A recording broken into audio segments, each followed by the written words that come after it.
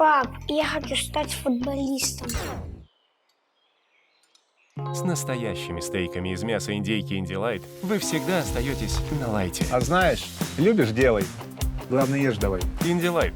Делай, что любишь. Друзья, здравствуйте. Помните, когда-то месяцев, наверное, 6 назад я сделал у себя в телеграм-канале, кстати, если вы на него не подписаны, подпишитесь, там много интересного. Сделал я там голосование о том, что мы все континенты как-то проходим, историю всех континентов рассказываем, а про Новый Свет, про Австралию вообще никогда ничего не говорили. И вот было голосование, на какие территории вы хотели бы, чтобы мы зашли. Южная Америка там была, Азия, Австралия. Австралия выиграла. И сегодня мы про Австралию поговорим. Ну, что мы с вами об Австралии вообще знаем? Она находится где-то там на другом конце света. Есть популярный мем, что люди там ходят вверх ногами, там живут очень красивые высокие девушки, юноши, все атлетичные, все серферы. Значит, что еще оттуда родом актрисы Марго Робби, Кейт Бланшетт, Кенгуру, Уги. Значит, пол Москвы носили эту обувь лет 10-15 назад, да и сейчас все носят. Ну, еще и бумеранги там есть. Но что такое Австралия на самом деле? Вот об этом мы сегодня с вами и поговорим.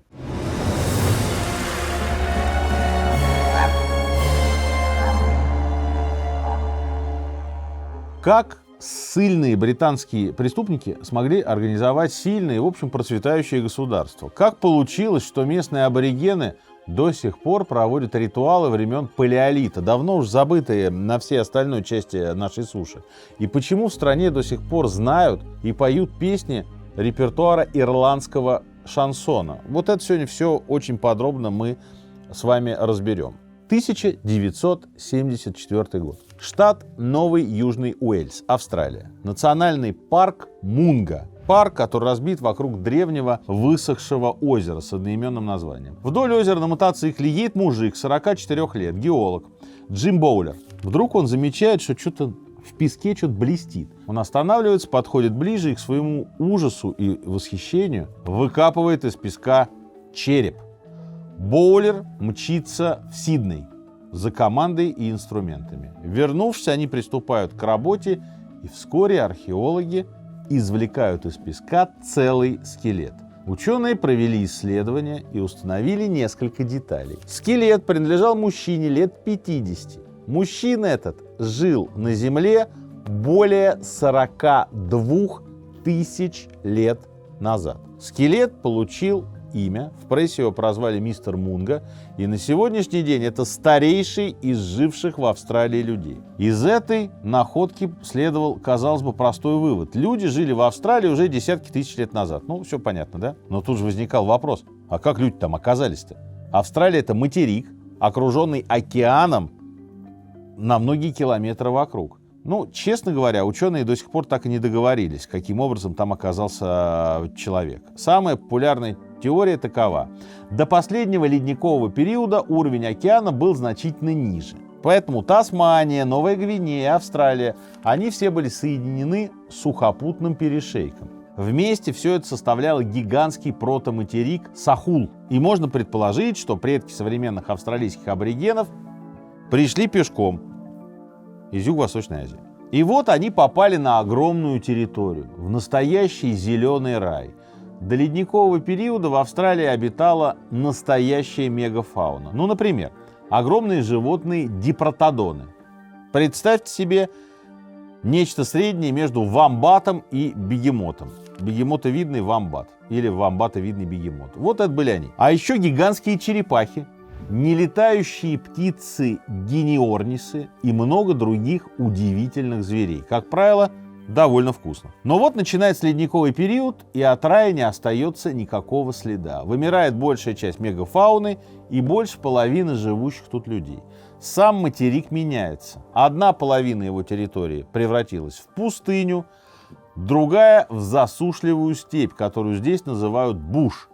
А главное, поднялся уровень океана, и австралийские аборигены оказались буквально заперты на своем материке. Дальше на европейском континенте, на американском континенте жизнь развивается. Общества обмениваются друг с другом опытом, знаниями. А в Австралии все законсервировалось. Долгое время считалось, что австралийские аборигены живут так же, как жили их предки, то есть еще в каменном веке. Но при этом не стоит думать, что древняя культура значит примитивная или неразвитая. Знаменитый французский антрополог Клод Леви-Стросс, однофамилец изобретателя джинсов, между прочим, однажды назвал австралийских аборигенов интеллектуальными аристократами. Да, до прибытия европейцев у них не было, скажем, колеса, не было земледелия, не было технологий обработки материалов. Зато у них была невероятно сложно устроенная социальная жизнь. Аборигены делились не просто на племена и семьи, у них были кланы с разными тотемами. То есть люди поклонялись тому или иному зверю и считали его своим защитником. Кроме того, каждый абориген досконально знал всю родню, в своем племени, конечно, и в соседних. Для обозначения разных родственников в языках австралийских племен существует больше 70 слов. И вот эти развитые родственные отношения заменяли аборигенам, например, соцслужбы. Пенсии и поликлиник, понятно, у них не было, зато за каждого человека отвечали и родственники, и соплеменники, и представители его тотемного клана. Ну, с другой стороны, когда у тебя нет никаких ремесел практически, нет земледелия, нет колеса, не знаешь ты, ну чем тебе еще заниматься? Только как бы знать всех своих предков и жить вот этой вот супер-гиперобщиной. Надо сказать, что социальная жизнь аборигенов до сих пор держится на сложной системе запретов. Например, младший не имеет права обращаться к старшему, а представители разных племен могут встречаться и общаться только в специально придуманные для этого праздники. Таким образом, в Австралии тысячелетиями жили люди, и в их образе жизни ничего не менялось. Но тут наступил 17 век, и до них доплыли.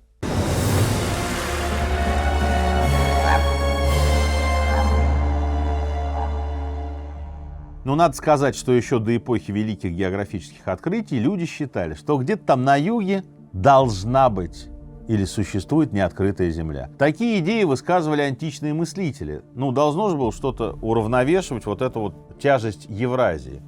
Теоретически существующий материк так и назвали Terra Australis Incognita, что значит неизвестная южная земля. Все очень просто на самом деле в античной жизни. Долгое время картографы рисовали ее достаточно произвольно. Ну, где-то там что-то есть неподалеку от Южного полюса. В 15, 16 и 17 веках главные морские державы мира — это Испания и Португалия. В 1494 году они подписали знаменитый Тордесильясский договор. Тупо поделили между собой мир. Весь Атлантический океан примерно по линии 49-го меридиана был ими разделен. Португальцы получили половину океана восточней этой линии, испанцы — западней этой линии. Португальские моряки долго ходили вокруг Малукских островов в поисках новых маршрутов.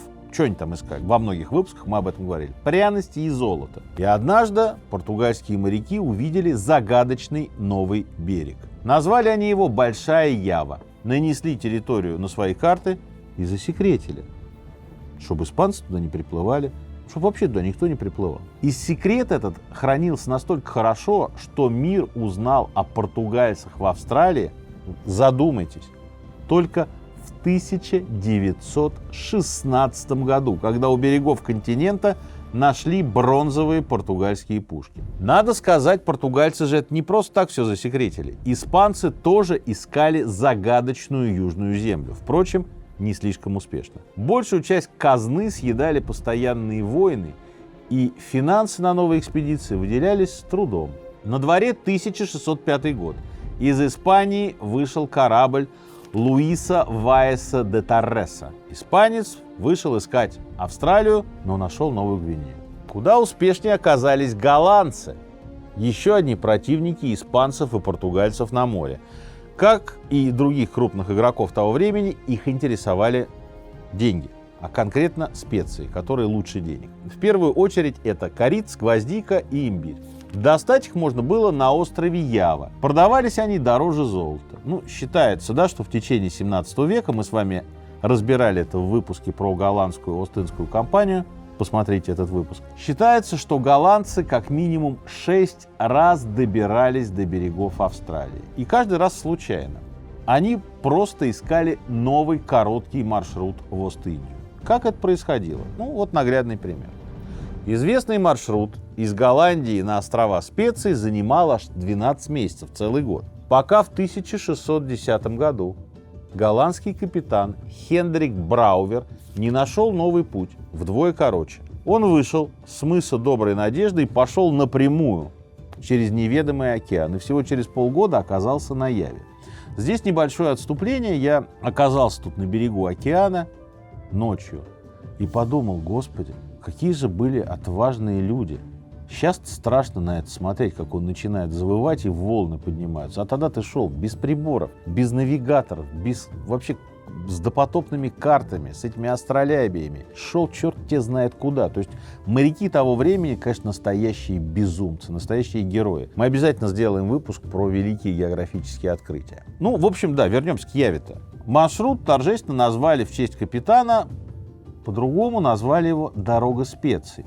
Для голландцев огромная победа. У победы этой был только один небольшой недостаток. Чтобы добраться до Явы, кораблю нужно было поворачивать на север в определенной точке посреди океана.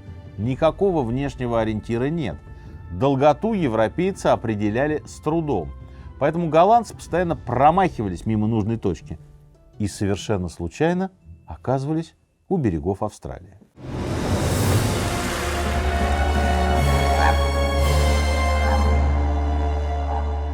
С каждым годом время будто ускоряется. Кажется, еще недавно мы отмечали Новый год, а уже снова готовимся к праздникам. В этой гонке со временем важно иметь место, где можно замедлиться и побыть в настоящем. И символично, что новый премиальный квартал «Слава» от МР и ВПРФ возникнет именно там, где когда-то располагался часовой завод. Квартал расположился всего в 5 минутах от станции метро «Белорусская». В пешей доступности Патриаршие пруды, музей русского импрессионизма, гастрономический кластер депо и деловой квартал Белая площадь. Архитектурный облик премиального квартала стал результатом совместной работы международной команды специалистов. Вторая и третья очереди представляют собой 4 жилые башни, из окон которых открываются панорамные виды на Тверскую и исторический центр города. Проектировал башни Хельмут Ян, отец небоскребов, ученик выдающегося архитектора 20 века Миса ван дер Роя. Апартаменты первой очереди от британского бюро Дайер дополняют линию Ленинградского проспекта. Вблизи расположены 3 офисных здания, спроектированные японским архитектурным бюро Никкен Сиккёй. С Белой площадью квартал совсем скоро свяжет уникальный пешеходный мост. Первое общественное пространство над железной дорогой. А помимо уже открывшихся ресторанов, кофеен и спортивных студий первой очереди, в Слава предусмотрен образовательный центр и фитнес-зал с бассейном. И, конечно, приватная инфраструктура для резидентов. Лобби-бар, кинотеатр и парк площадью почти 8 гектаров, где будут амфитеатр, неспадающий фонтан, детские и спортивные площадки. В Слава время обретает новую форму. Переходите по ссылке в описании, чтобы узнать больше о жизни в этом премиальном городском квартале.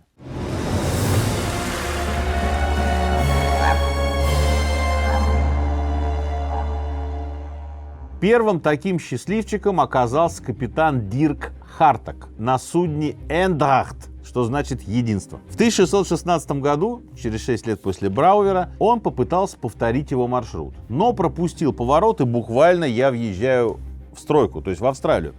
Въехал он в Австралию в районе залива Шарк. Кораблю пришлось пройти 300 километров на север вдоль новых берегов, чтобы снова выйти в океан. Новые земли голландцы назвали в честь корабля — Эндрахтленд. Правда, вскоре стало понятно, что название какое-то неблагозвучное. И его поменяли на очень сложное название, на самом деле нет. Назвали просто «Новая Голландия». Ну, что-то придумали. В 1688 до Австралии добираются еще одни хищники — британцы. Как и голландцы, они этой новой земли не оценили.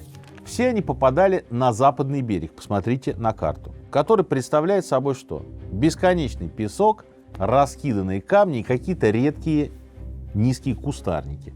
Земля эта европейцам казалась для жизни непригодной. Ну а что такое песок? Хлеб не посеешь, огород, сад ничего не разобьешь. И всерьез исследовать материк европейцы начинают сильно позже. Во второй половине 18 века Британия как раз активно колонизирует южные моря. Англичане вспоминают про Австралию и отправляют к ее берегам экспедицию во главе с 40-летним Джеймсом Куком. Отдельно интересно поговорить о том, почему именно Кук. Нам с вами это имя хорошо известно еще по школьным урокам географии и по песне Владимира Высоцкого. Помните, да, зачем аборигены съели Кука? На момент австралийской экспедиции Джеймс Кук был не совсем тем человеком, каким мы его знаем. До славы великого исследователя, как далеко еще было. В те времена большинство капитанов были выходцами из благородных семей. Но Кук был исключением. Значит, он родился в Шотландии, в бедной семье, в юности нанялся матросом на корабль с романтичным названием Free Love.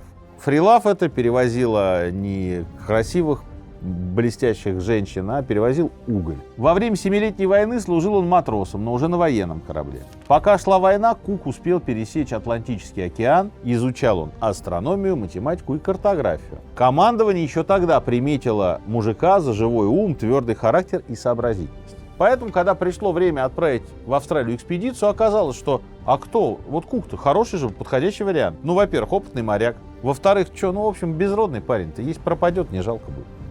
Официально это была, конечно, научная экспедиция. Корабль отправили, чтобы наблюдать солнечное затмение в южной части Индийского океана. Но на самом деле британскую корону интересовала возможность основать новую колонию. Сохранилось секретное послание, которое Куку передал верховный лорд-адмирал. Такие строчки были в этом послании.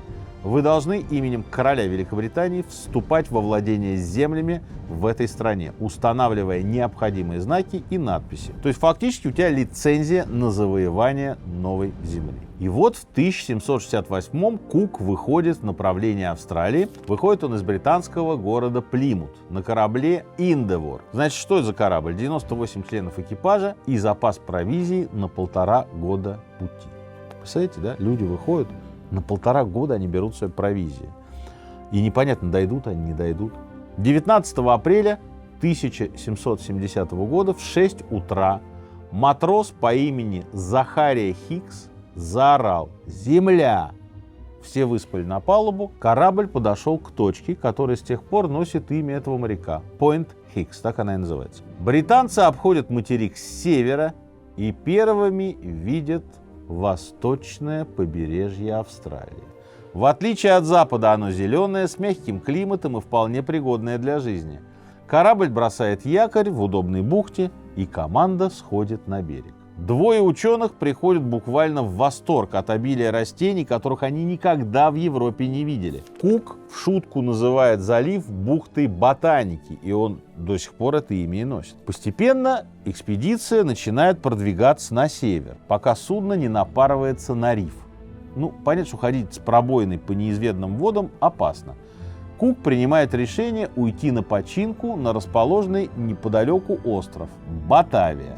А с этого острова уже починиться и уйти домой. В Британии экспедицию называют провальной. Значит что, 3 года мы вас ждали, а результаты какие? Никаких. После того, как экспедиция прибывает на острова, британские Кука через 3 месяца отправляют обратно во вторую экспедицию. И там он в этой второй экспедиции заблудился в штормах у Южного полярного круга и попал на племена каннибалов в Новой Зеландии. Затем он уйдет в третью экспедицию, из которой уже не вернется. Что вообще в Великобритании-то в этот момент? На троне король Георг III. Лондон переживает очень тяжелые времена. Город перенаселен.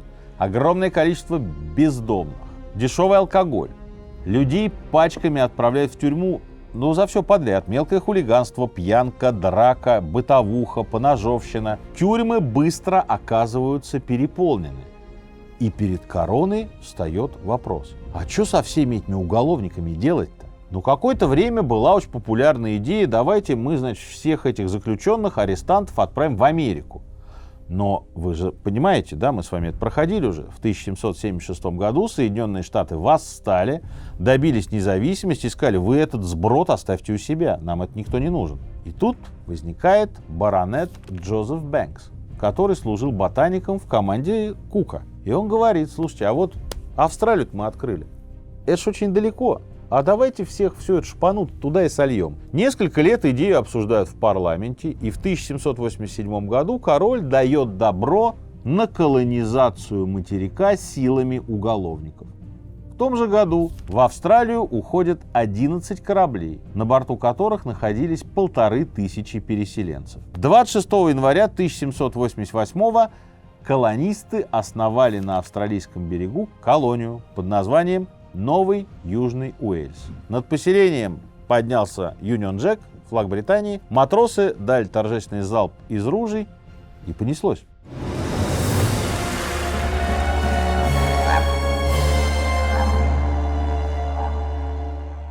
Главой поселенцев был капитан Артур Филипп. Как и Джеймс Кук, это был человек из низов. Сын прачки, закончил школу для неимущих детей моряков. Сам ходил матросом, участвовал так же, как и Кук, в Семилетней войне, занимался картографией. Первое поселение он назвал в честь британского министра колонии лорда Сиднея. Сегодня Сидней — это великолепный город с музеями, с оперным театром. Театр известен на весь мир. И сейчас вообще, да, есть в Австралии интересное противостояние. Сидней — это такой типа более американский, более американизированный город. А Мельбурн — это такая европейская Австралия. Так, во всяком случае, считают сами австралийцы. Но так, конечно, было не всегда. И Сидней в тот момент местом был довольно неприятным. Ну, во-первых, значительную часть населения составляли зэки. Люди не просто, которые там первый срок мотали, они были осужденные по второму и третьему разу, то есть рецидивисты. Чаще всего это были кто? Воры, убийцы, проститутки, политические заключенные, бунтовщики. 3/4 населения ничего не знало о базовом ручном труде. Ну, что уголовники-то умеют, кроме как грабить и убивать, и мошеннические схемы рисовать? Землю обрабатывать не умеют. Как вести сельское хозяйство, тоже непонятно. То есть буквально эти люди не могут себя прокормить. А план-то был в чем? Колонисты должны были выстроить дома, засеять поля в течение года. Просто для справки. Среди 1000 зэков нашлось всего 12 плотников, 1 каменщик и ни одного человека, который умел бы пахать землю. Кроме того, колонисты, естественно, от долгого путешествия устали, и никто не хотел, знаете, валить деревья, разбирать эти булыжники. Ну, семена кое-как засеяли. И вы знаете, что удивительно? Никакого урожая эти семена не дали. Что дальше? Ну, логично, что в колонии начался голод. Колонисты ждут поддержки из метрополии. Но это ж не сейчас по мобильному позвонил, пришлите хлеба. Это очень сложно. И связались с Лондоном, сказали, мы здесь в ужасном голоде. Лондон говорит, мы вам поможем. И корабли действительно пришли, правда, через 2 года. И везли они не провизию, а новых каторжан. И так, к 1791 году население Нового Южного Уэльса составило почти 4000 человек. Им было совершенно нечего есть. Значит, губернатор колонии Артур Филипп пишет письмо лорду Сиднею. В течение следующих 4 или 5 лет колонию необходимо снабжать продовольствием, а также одеждой и обувью. И добавляет, пришлите, пожалуйста, по-братски нормальных крестьян. 50 фермеров за год сделают для колонии больше, чем 1000 преступников. В Англии начинается настоящая маркетинговая кампания. Ну, буквально дальнеавстралийский гектар. Переселенцам обещают бесплатный проезд, землю в подарок, набор продовольствия на 2 года вперед. А кроме того, добровольцам снаряжали помощников из числа каторжан. Платить этим помощникам не надо, кормить их будет за тебя государство. Ты только что-нибудь посей или что-нибудь построй. Но вы знаете, люди же не дураки. Добровольно уехать в Австралию вызываются всего несколько семей. Компания провалилась. У самих колонистов тем временем не складываются отношения с аборигенами.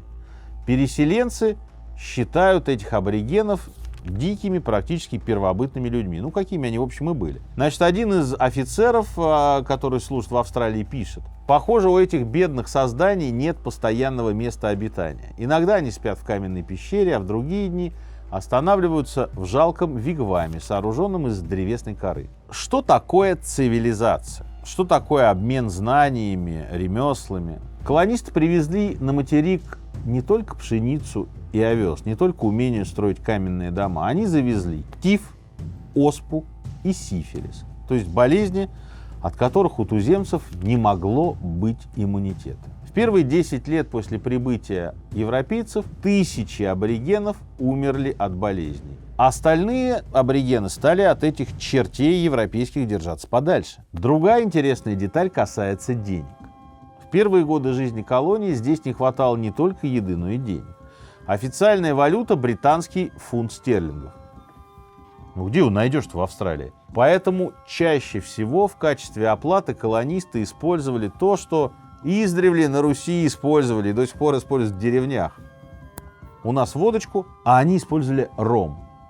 Поначалу алкоголь был дороже денег, он был полностью запрещен для каторжников, но ром все-таки привозили для солдат. Потом кто-то умный, который пахать землю не умел и строить дома не умел, сумел собрать перегонный куб. И скоро алкашка стала играть важную роль в австралийской политике. Ром быстро стал валютой. Причин тому несколько. Ну, во-первых, у рома огромное количество применений. Его можно выпить, можно им промыть рану, с его помощью можно разжечь огонь. Ром не портится, его можно хранить сколь угодно долго. Его легко меняли на еду, а крестьяне принимают его в качестве оплаты. Конечно, губернатор колонии об этом незаконном обороте алкоголя все прекрасно знал.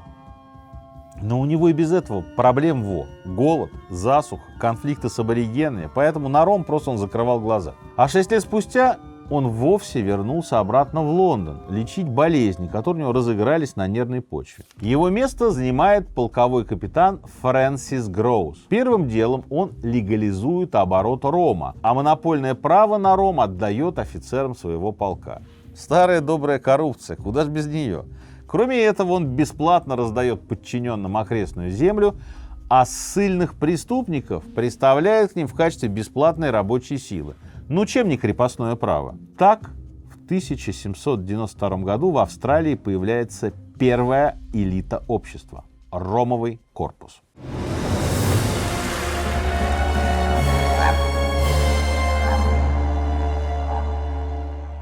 Дальше больше. Несколько лет спустя на материк завозят овец-мериносов. Это порода, которая дает шерсть. Британия разбогатела на этой породе. Теперь у местных офицеров есть овцы, есть пастбища, есть работники, которые трудятся за еду, буквально крепостные крестьяне. И есть ром, чтобы купить тех, кто за еду работать отказывается. И ромовый корпус начинает стремительно богатеть. Они производят и экспортируют шерсть. Когда это доходит до Лондона, там начинаются, в общем, какие-то не то чтобы неудовольствия, а просто раздражение. Что это за самоуправство? В колонию отправляют нового губернатора, человека, которого зовут Уильям Блай. С самого начала кажется, что вообще это не лучший выбор. Блай был известен тем, что однажды его высадили с корабля собственные матросы и оставили на лодке посреди океана. То есть очевидно, что человек, наверное, не самый хороший. И что с людьми вообще, с подчиненными, он договариваться не очень умеет. Но так или иначе, на остров каторжников и ромовой элиты отправили вот такого капитана, Уильяма Блая.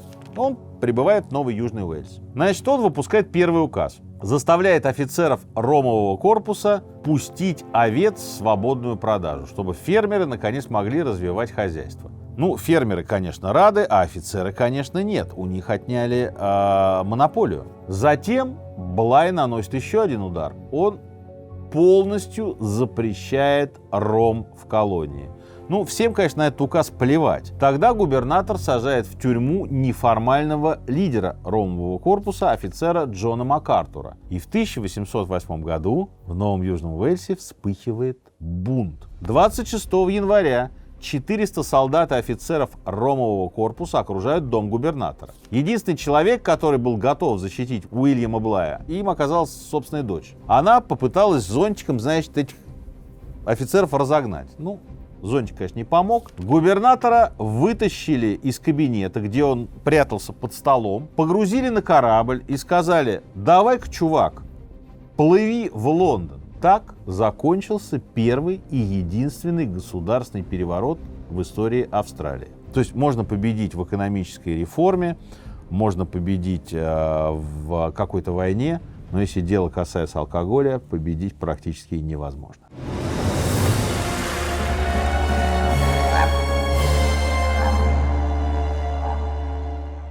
К началу 19 века в Австралии ситуация следующая. Офицеры ромового корпуса держат огромные фермы, экспортируют шерсть и с каждым годом богатеют. Вот такие вот ромово-шерстяные олигархи. Преступники бесправные работают за еду. Свободные фермеры вот в таком количестве, живут на урожае собственных полей и огородов. Туземцев отогнали в центр материка, туземцы оттуда носа не кажут, потому что зайдешь к европейцам, сифилис, тиф и так далее. На местах бывших стоянок аборигенов разбиты огромные пастбища. И на этих пастбищах тысячи овец выедают сотни гектар зелени. И тут до Лондона дошло, что они своими руками построили себе конкурентов. Торговля овечьей шерстью по-прежнему важная строчка британского экспорта. В Австралию перестали завозить новых поселенцев, но проблема диктатуры Ромового корпуса она же никуда не делась. Корона понимает, что в колонию нужно отправить нового губернатора, в этот раз желательно способного, по-хорошему вообще вояку, но не морского, а сухопутного, чтоб не спелся с ромовыми пацанами. И вот в Австралию отправляется пехотный командир Локлан Маккуори вместе с пехотой. А ромовый корпус в полном составе отзывают обратно в Англию.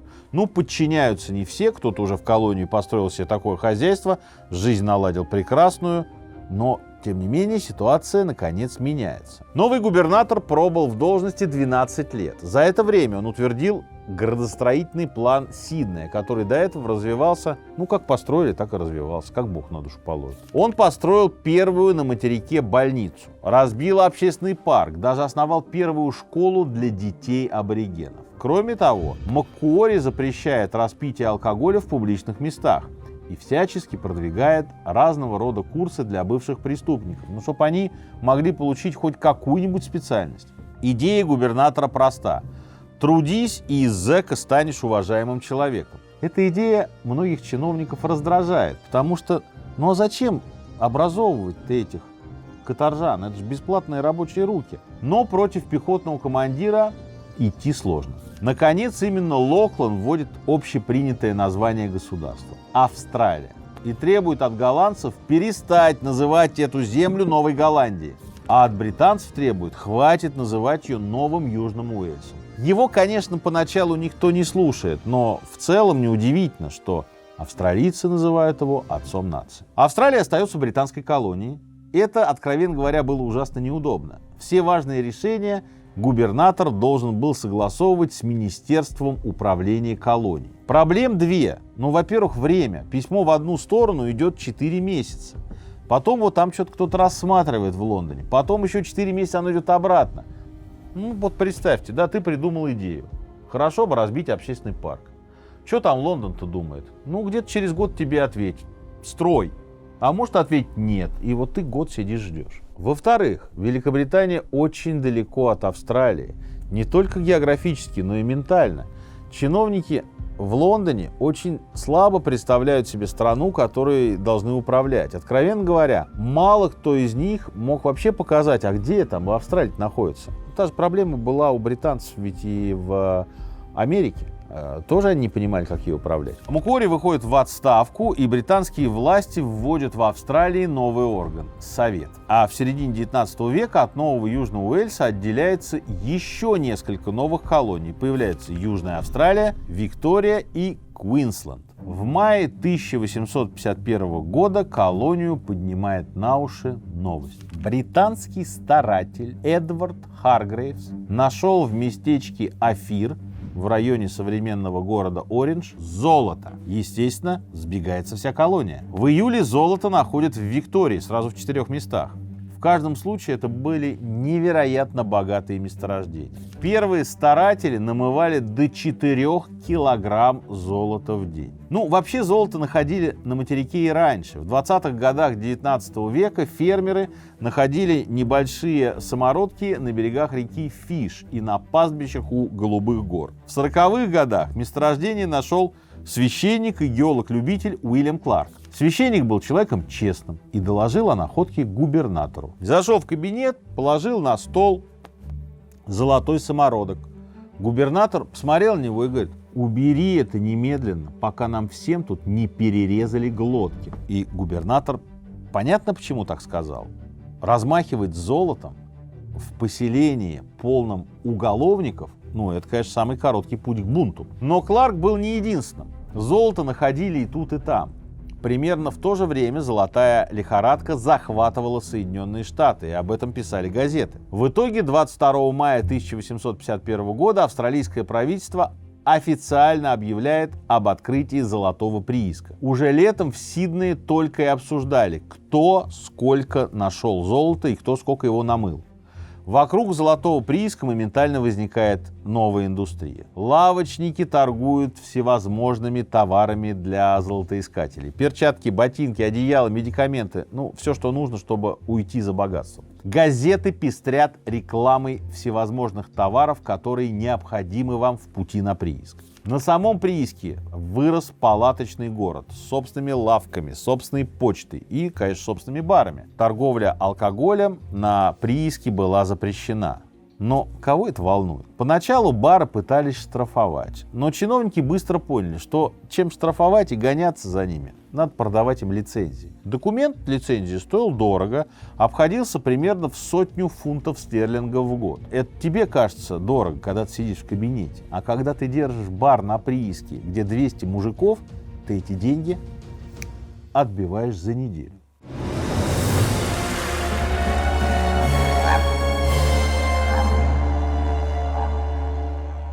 Что происходит дальше? Австралийские города и поселения стремительно пустеют. Женщины жалуются, мужики сошли с ума. Все как один ломанулись на поиски золота. Вслед за лицензией на алкоголь власти вводят лицензию на золотодобычу. Она стоит 2 фунта в месяц, что тоже немало. Примерно столько же люди тратили на еду и жилье. Таким образом, губернатор рассчитывает все это мужское население, не все, но его часть как хотя бы вернуть в города. Зачем платить за лицензию, когда можно не платить? Старатели просто прячутся от полиции или даже устраивали кустарные форты. Это типа такого палаточного лагеря, окруженного земляными стенами и чистоколом. В декабре 1854 года в районе Эврика, на территории штата Виктория, полиция врывается в один такой форт. Там завязывается драка, перестрелка, и полицейские убивают всех, кто там прятался. Эту историю сегодня проходят в австралийских школах. Эпизод этот известен как «Резня в Эврике». Очевидно, что власти эту историю пытаются замять, но ничего не выходит. Среди золотодобытчиков было немало людей не бедных и влиятельных. О резне написали газеты, и начались народные восстания. Властям пришлось собрать специальную комиссию. Комиссия постановила контролировать золотодобычу лицензиями и полицией, во-первых, неэффективно, во-вторых, жестоко. Лицензии сильно подешевели, а кроме того, давали своим владельцам право строить на приисках жилье. Считается, что именно золотая лихорадка и ее последствия заложили основы самостоятельной и мощной экономики Австралии. Индустрия вокруг золотых приисков быстро легализовалась. Золото нужно было охранять, золото нужно было перевозить, золото нужно было экспортировать. Именно ради золота в Австралии построили первую сеть железных дорог. Она соединяла прииски, города и порты. Воротами на золотые прииски стал новый город Мельбурн. Он быстро вырос, и на следующий полвека он стал крупнейшим финансовым центром страны. То, что в свое время не удалось британской пропаганде, с лихвой компенсировала золотая лихорадка. Люди валят в Австралию толпами. За 20 лет население выросло в 4 раза. И вот уже в 1871 году в колонии проживает почти 2 миллиона человек. Как раз тогда Австралия окончательно формирует образ страны переселенцев. К слову, именно в эти годы в стране появляются русские общины. Впервые корабль из Российской империи бросил якорь в порту Джексон еще в 1807 году. Корабль запасался провизией, чтобы продолжить путь в Русскую Америку, то есть на Аляску. 12 лет спустя здесь же побывали русские исследователи Лазарев и Беллинсгаузен. Они тоже пополняли припасы, но они шли в Антарктиду. После начала Крымской войны в стране появилось несколько русских топонимов. Здесь есть города Инкерман, Балаклава и хребет Малахов. А британцы привозили трофейные русские пушки, которые сегодня украшают парки и скверы в Австралии. К началу 1871 года в стране жили 820 выходцев из России. Среди них крымчане, петербуржцы, жители Урала и поляки.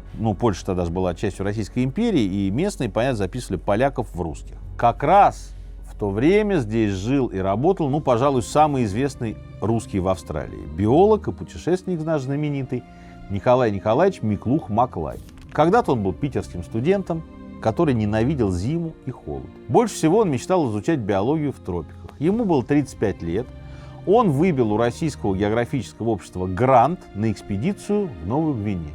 5 лет он там изучал рыб, животных, туземцев, а потом перебрался в Австралию. В Сиднее Миклух-Маклай был, что называется, активный гражданин. Он собирал деньги на музей природы, не собрал. Вместе с властями он строил биологическую станцию. И ее действительно построили, и ученый прожил там около года. Он занимался проектом развития Новой Гвинеи. Писал, как организовать самоуправление, запланировал постройку школ, больниц и мостов. В конце концов, ученый женился на австралийке, на дочери губернатора. А еще через пару лет вместе с женой он вернулся в Россию, где они жили счастливо, но, увы, недолго. В 40 лет он скончался от тяжелой болезни, а супруга его вместе с 3 детьми вернулась домой, в Австралию. Книги Миклуха-Маклая об Австралии, о Новой Гвинее, об их природе, о культуре аборигенов стали настоящим мировым достоянием.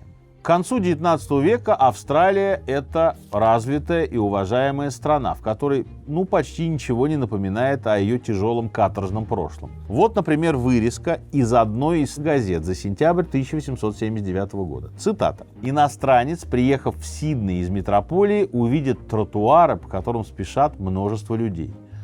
Большие красивые магазины с витринами, которые сверкают электричеством, как на Оксфорд-стрит. Здесь многое напоминает Англию, разве что жить полегче». И действительно, тот же рабочий в Австралии жил куда лучше, чем рабочий в Англии.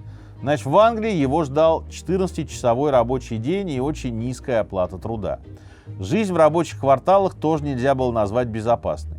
Климат ужасающий, а здесь солнце, приличные дома, хорошая и доступная еда. Конечно, были свои проблемы. Например, сквоттеры. Это люди, которые захватывали свободную землю. Как правило, они жили в степях, в том самом буше, где практически ничего не росло. Они строили хижины из вагонки или вообще из древесной коры, кое-как выращивали овощи и в зале пекли лепешки. Их дети в школу не ходили, стариков их лечить было некому. Со временем люди эти сообразили, что в этих бесплодных землях выгоднее не горбатиться на огороде, а грабить более успешных фермеров. И в конце 70-х годов 19 века в Австралии появилась новая категория бандитов. Их называли бушрейнджеры. Конечно, такого рода разбойники были и раньше. Само слово появилось еще в первые годы колонии. Так называли преступников, которые сбегали в степи и оттуда совершали налеты. Но в конце 19 века бушрейнджеров становится действительно много. Сам этот образ жизни внезапно становится очень крутым и романтизированным. Это примерно как быть пиратом. Возникает целый пласт культуры, пишутся баллады, которые входят в народный фольклор. Смысл примерно такой. Мы презираем железные цепи рабского общества. Будем вместе бродить по горам, по долам, вместе грабить и вместе умрем. Это буквально цитата из народной песни «Wild Colonial Boy». Автор неизвестен, но считает, что им мог быть ирландский преступник Джек Донахью, которого сослали в Австралию. И Джек, в конце концов, погиб в перестрелке с полицией и сразу стал героем фольклора. Причем сразу 2 стран – Австралии и Ирландии. Песню с тех пор много раз перепевали, перезаписывали. Вы можете ее сегодня без труда найти в интернете. Бушрейнджеры вели себя как преступники Дикого Запада. Они нападали на путешественников, на конвои, на дилижансы, на почтовые поезда и удивительным образом стали национальными героями Австралии. Образ этого свободного бандита с бородой оказался очень притягательным. Самый известный бушрейнджер Нед Келли, тоже ирландец. В молодости отсидел в тюрьме за ограбление, отмотал срок, вышел на свободу, сколотил банду и начал грабить банки. Но героем стал не поэтому. Келли активно продвигал свои идеи. Он написал целый манифест о том, как в Австралии притесняют ирландцев, как плохо живется сквоттерам, как коррумпирована полиция. И во всем этом кто виноват? Британская корона. За эти труды что с ним сделали? Его, конечно, поймали и повесили, но имя его австралийцы помнят до сих пор. А его родной дом в городе Беверидж теперь музей. Он по сей день существует. Не считая бандитов, к концу 19 века Австралия действительно живет хорошо. Местные рабочие первыми в мире добиваются 8-часового рабочего дня. Англия активно кредитует местное производство. Доход на душу населения здесь выше, чем даже в Соединенных Штатах. Но в 1890 году вся эта картинка резко меняется.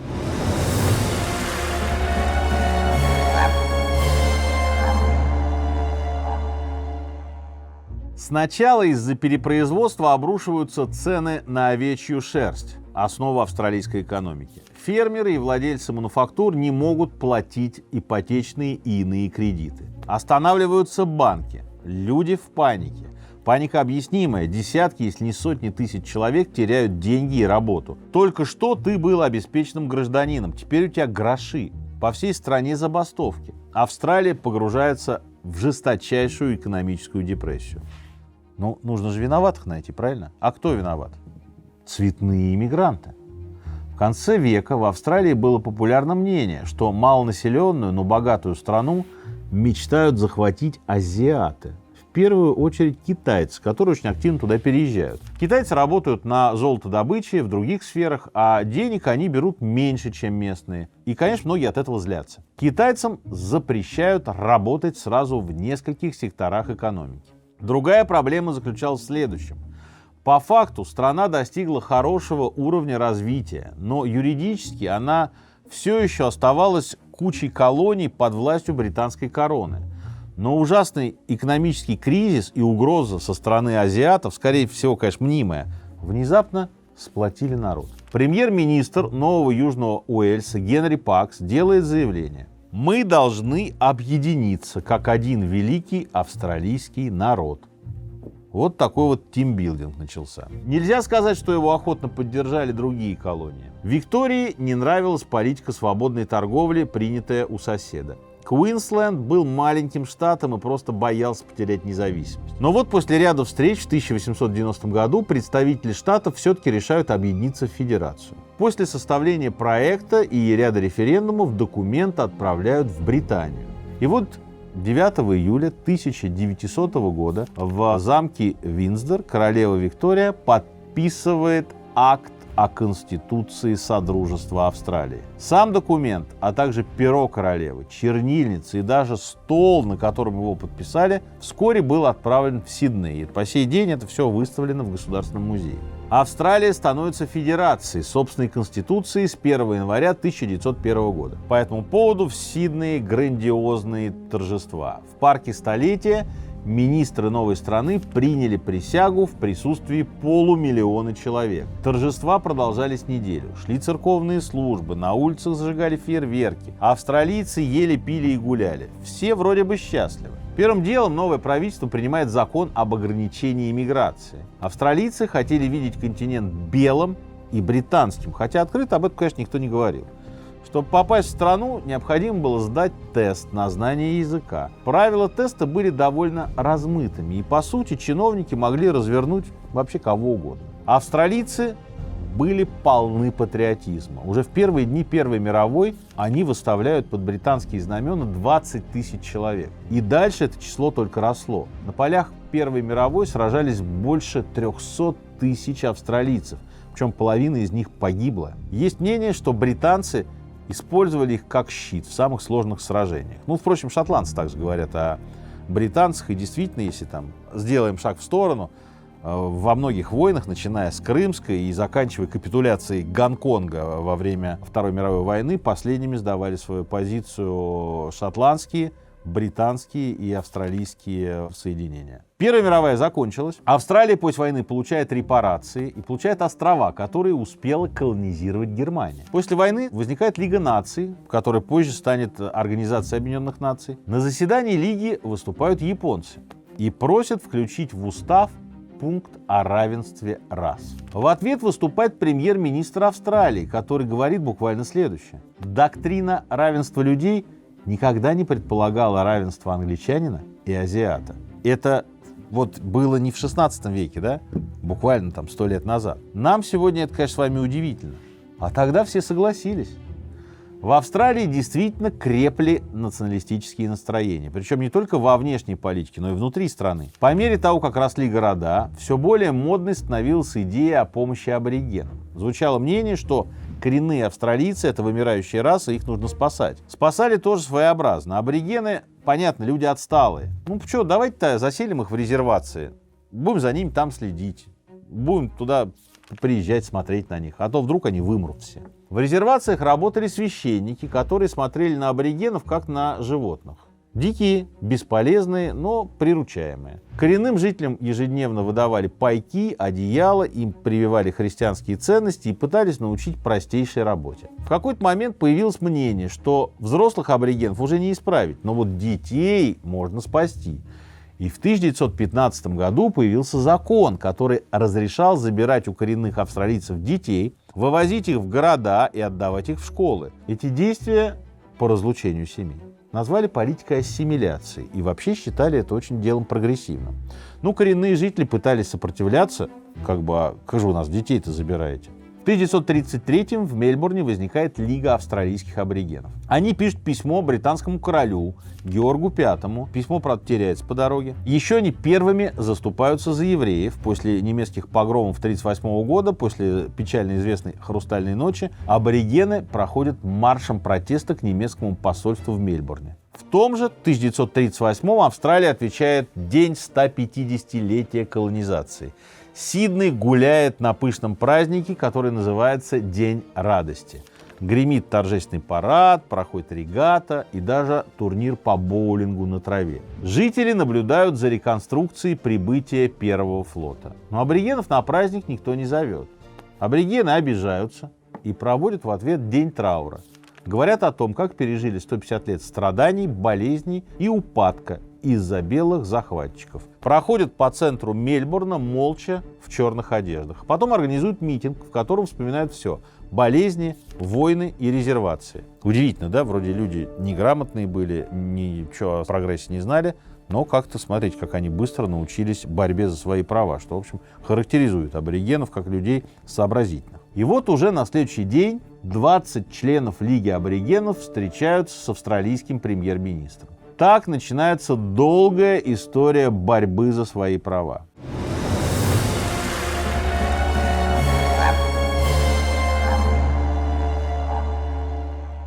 До самого конца 30-х у Австралии, по сути, нет внешних врагов. Но с ростом фашистских настроений в Германии и колониальных настроений в Японии страна начинает вкладываться в военные технологии. К концу 30-х Австралия тратит на вооружение десятки миллионов фунтов стерлингов. А кроме того, открывает отдельные от Британии посольства в Токио и Вашингтоне, чтобы не зависеть от английской разведки. По окончании Первой мировой Австралия остается британским доминионом, то есть вроде свободное государство, которое в то же время признает власть английского монарха. Но теперь правительство страны опасается, что если японцы нападут, Британия за них просто не успеет вступиться. 3 сентября 1939 года по национальному радио выступает премьер-министр Роберт Мензис. Он объявляет о том, что Германия вторглась в Польшу, и о том, что Великобритания объявил Гитлеру войну. А значит, Австралия, как доминион, тоже вступает в войну. Мензис требовал от британцев усилить оборону Сингапура. Это главный фронтир против японской агрессии в Тихом океане. Но посмотрите выпуск наш про Вторую мировую войну, что Сингапур, что Гонконг потеряли очень быстро. Дальше, 1941 год, Япония атакует американцев в Перл-Харборе. Америка вступает в войну. И Австралия делает историческое заявление. Наше правительство считает, что в Тихом океане Соединенные Штаты и Австралия должны иметь максимальное влияние. Мы заявляем, что Австралия смотрит на Америку, не испытывая никаких угрызений совести по поводу нашего родства с Соединенным Королевством. По сути, розовые очки сняли. Страны Азии перенаселены, как, откровенно говоря, и Европа. И всем понятно, что 7 миллионов австралийцев не могут занимать территорию в 7,5 миллионов квадратных километров. Страна должна быстро нарастить население. Или быть готовой к тому, что в какой-то момент ее завоюют. И тут Австралия открывает ворота для всех. Первые переселенцы — это люди из Восточной Европы. На фоне разрушенных войной Польши, Румынии, Чехии Австралия переживает дикий экономический рост. Здесь полно работы. В 60-х начинается великий жилищный бум, и иммигранты в течение буквально пару лет покупают себе отдельное жилье. Дальше, когда началась война во Вьетнаме, тысячи людей пытались добраться до Австралии на лодках. Многие гибли. Страна приняла не всех, а только тех, у кого здесь были родственники. Или тех, кто обладал ценными знаниями и говорил по-английски.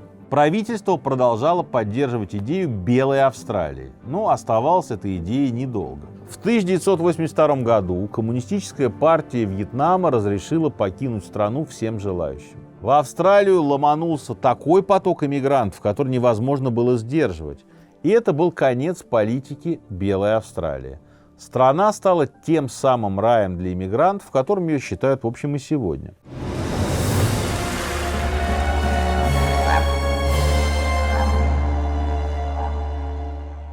И тут давайте зададим простой вопрос. А что мы знаем вообще об Австралии сегодня? Что приходит на ум?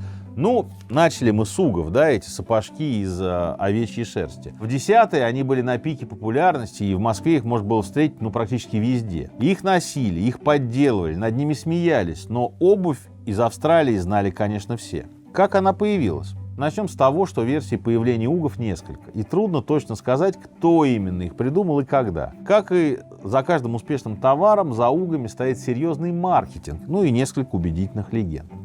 Есть версия, что пошло все с австралийских пастухов, которые обматывали ноги овечьей шерстью, когда пасли, собственно говоря, овец. Или это делали австралийские летчики, когда поднимались в небо на первых самолетах. Кабина не герметичная, холодно. Возможно, летчики и придумали слово «угги», которое якобы происходит от английского слова «ugly», то есть гадкий или уродливый. Еще есть история Фрэнка Мортала, голландского иммигранта, который перебрался в Австралию в 1956 году и начал производить обувь. Он продавал самые разные ботинки и сапоги. А потом обратил внимание, что в стране-то полно овечьей шерсти, ее буквально некуда девать. И придумал угги. А название подсказала его жена, которая как раз и назвала новые сапоги очень милым словом, назвала их уродцами. Компания работает до сих пор, а перед ее цехами в Австралии установлены скульптуры, огромные угги. То есть Мортал тоже понимал, что это обувь — национальное достояние. Впрочем, по-настоящему модными сапоги эти стали в 70-е. Серферы задали тренд. Оказалось, что в такой обуви очень легко согреться после океана. Быстрее всех это понял легенда серфинга Шейн Стэдман. Он зарегистрировал торговую марку Ugg Boots и с тех пор не раз публично заявлял, что именно он задал тренд на эти сапоги. Но самое смешное, что Стэдман был не один такой. Другой серфингист, Брайан Смит, в 1978-м уехал в Калифорнию и там открыл свой бренд, который назвал Ugg Австралия. Примерно тогда же в Сиднее открылась компания Forester, которая в конце концов отстояла права на бренд в большинстве стран мира.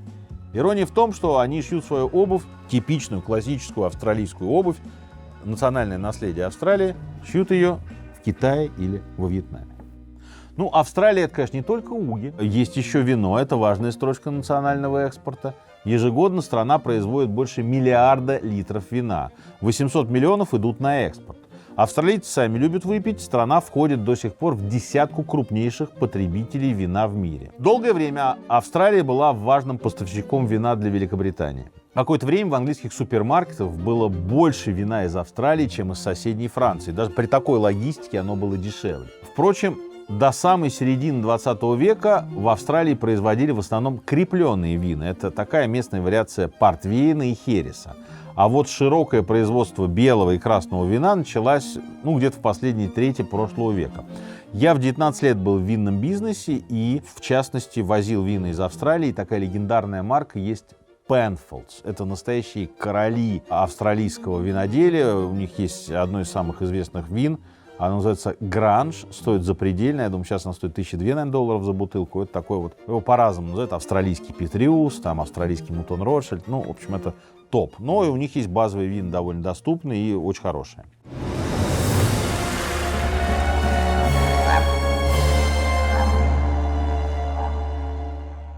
Друзья, что хочется сказать в заключение. Сидней – одна из самых удаленных от Москвы точек на земном шаре. По прямой это 14,5 тысяч километров. Если бы мы с вами летели в Сидней прямым рейсом это заняло бы у нас 20 часов. То есть это реально другой край света.